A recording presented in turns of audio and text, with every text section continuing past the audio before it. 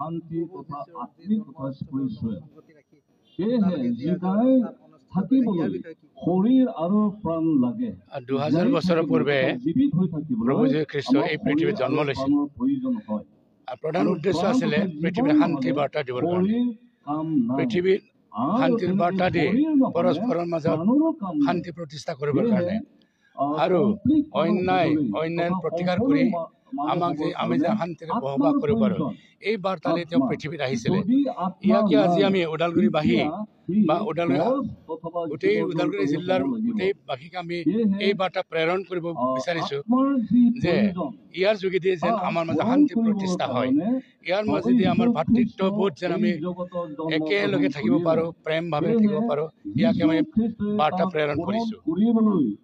এই জগতত মানৱ অৱতাৰলৈ জন্মগ্ৰহণ কৰিলে আৰু সেইটোৱে হৈছে এই জীৱনটো প্ৰচুৰ জীৱন।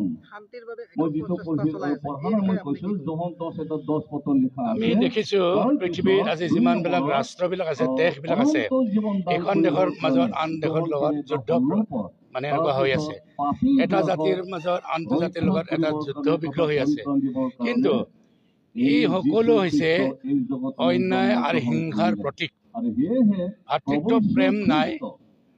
এখন ৰাষ্ট্ৰৰ পৰা আন ৰাষ্ট্ৰ, এটা জাতিৰ লগত আন জাতিৰ কোনো প্ৰেমৰ ভাৱ নাই।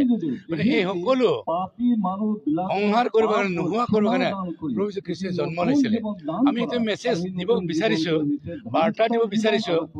ইয়াৰ যোগেদি আমাৰ জাতি জনগোষ্ঠী যিমানবিলাক আছে, যিমানবিলাক দেশ আছে, সকলোৱে বুজি পাওক আমি যে এক দেশ এক জাতি হৈ যেন আমি শান্তিৰে বসবাস কৰিব পাৰোঁ।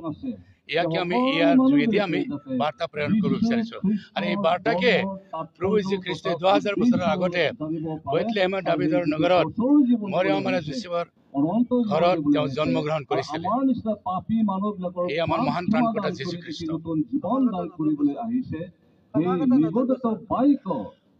সমাগত নতুন বছৰ, এই নতুন বছৰৰ কাৰণেও আমি এইটো বাৰ্তা প্ৰেৰণ কৰিছো। এই বছৰ যেনেকৈ আমি ঈশ্বৰৰ পৰা আশীৰ্বাদ পালো, অহা বছৰৰ গোটেই বছৰটো যেন আৰু আমি সকলোৱে যেন আশীৰ্বাদ প্ৰাপ্ত হওঁ, আমি যেন সুস্বাস্থ্য পাওঁ, আমাৰ যেন দেহাবিলাক ভাল থাকে, আমি এই বছৰ যেনেকৈ শান্তিৰে থাকিলো তাতকৈ অধিক শান্তিৰে যেন আমি বসবাস কৰিব পাৰোঁ, আমাৰ মাজত শান্তি প্ৰতিষ্ঠা হয়, তাকে আমি কামনা কৰিছোঁ আৰু মই বাৰ্তা প্ৰেৰণ কৰিছোঁ।